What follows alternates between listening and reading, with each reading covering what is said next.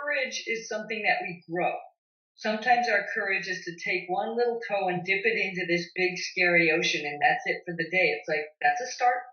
Right. That's a start. Now, if you just keep doing just the one toe, then you do need to kick yourself in the ass. It's like, okay, cut it out. Be bigger than that. Let's go in up to the ankles. Let's go in this a little bit more, a little bit more. You know, so there is this. It's back to that grace of learning. You can go in little increments, especially when dealing with something, you know, big, dark, and scary. It's like, you know, go in, learn to snuggle up against it for a few minutes, and then you can back out, and that may be all you do. And that's more than you've ever done. So that's a win. Because we are so quick to put ourselves into failure. And that's part of our racket for staying in failure. Like, oh, this is unchangeable. Well, what's unchangeable is the way you're dealing with it. You're doing the same damn thing all the time. So do something different and it will begin to change. You know, so not believing like, oh, this is unchangeable. I'm just stuck with this the rest of my life. It's like, no, there is tools and skills to be developed so that you can change this problem. There is. To what degree? You don't know until you begin working with it. You don't know what the changes will be because, yeah, that's part of the mystery.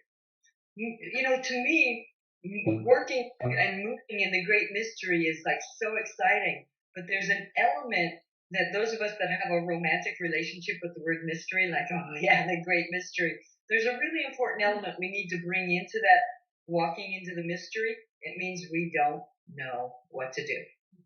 And that's sort of a like, oh, because being in not knowing what to do is pretty uncomfortable. But that's all right. It's like if you can bring that truth into like, I have this back injury and I don't know what to do. That's true. And that's what you're questing for is let me find out what works. It can be really simple. Let me find out what works. And so the judgmental, critical part of the mind needs to be present, but in a gentle way. Like, no, you know, I've been doing that thing like just do yoga, and all will be fine. It's like, no, that actually isn't working. So maybe I need to change how I'm doing my yoga. What would the changes be? Yeah. You know, so it doesn't mean like stop doing yoga or stop doing whatever it is. It's like maybe how I do it needs to change. This is part of the quest. And how do you find out if it's working? By feeling the results of it while you're doing it. And feel yourself doing yoga because people don't. They don't know how. And they'll say, oh, I feel that burn in my hamstring. It's like, okay, that's a start, but not really. That's not really just all that's happening. And it's so rich. I mean, I love that word rich. You used it earlier. It's so rich to come into feeling. And yeah, you have to do some housekeeping. But then it's so rich to feel your life. Yeah. So worth earning. Yeah, it's a beautiful point. Do you find over the years, as you have, for lack of a better term, developed greater embodiment, has that also impacted how you relate to the environment in terms of your intuitive sense of things, your empathic ability to feel into what's going on with other people? Has it extended into your environment as well? Oh yeah. As I have cleaned off the backlog off of my senses so that I'm not always in a trigger. So for example, let me think about this. Let's say, I'm making up a story. Let's say that you were in a car accident and there was big noise in the car accident. And therefore, this is kind of like PTSD. Therefore, every time you hear a big noise, you get scared for your life.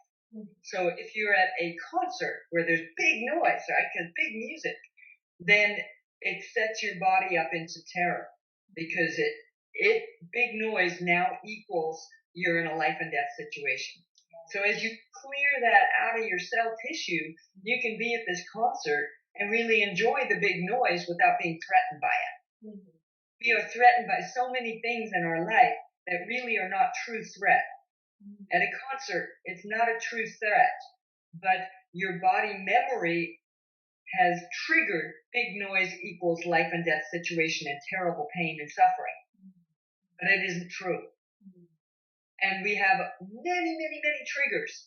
And so as we go into our back pain or our heartbreak or our abuse or whatever it is, our addictions especially, we hit these triggers and they are really uncomfortable. But one of the first yoga mottos is never waste a good trigger. Because when you get triggered, it means you're onto something. Here's your next path for healing. That's the